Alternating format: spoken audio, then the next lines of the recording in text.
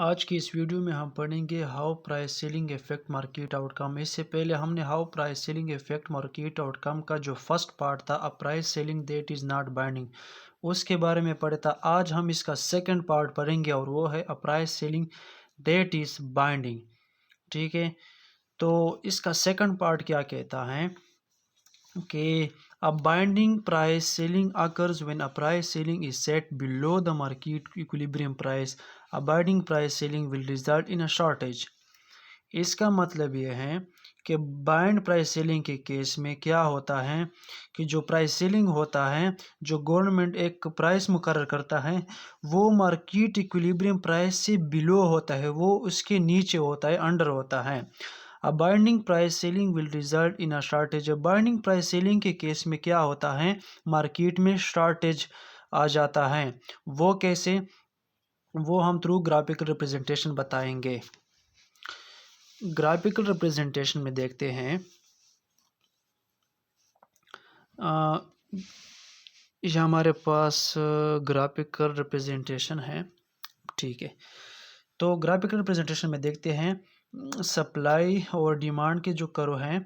ठीक है, और यहाँ पे हमारे पास एक्सेस एंड वाई एक्सेस पे हमारे पास प्राइस ऑफ आइसक्रीम है और यहाँ पे क्वांटिटी ऑफ आइसक्रीम जो सप्लाई हो रही है। तो हमारे पास जो मार्केट में इक्विलिब्रियम प्राइस था, जहाँ जिस पे क्वांटिटी ऑफ आइसक्रीम और सप्लाई और डिमांड हो रही थी, तो वो $3 थी। उस पे क्वांटिटी सप्लाई और क्वांटिटी डिमांड बिल्कुल सेम ही हो रही थी इसी प्राइस पे। तो इसको हम क्या कहते हैं, इक्विलिब्रियम प्राइस।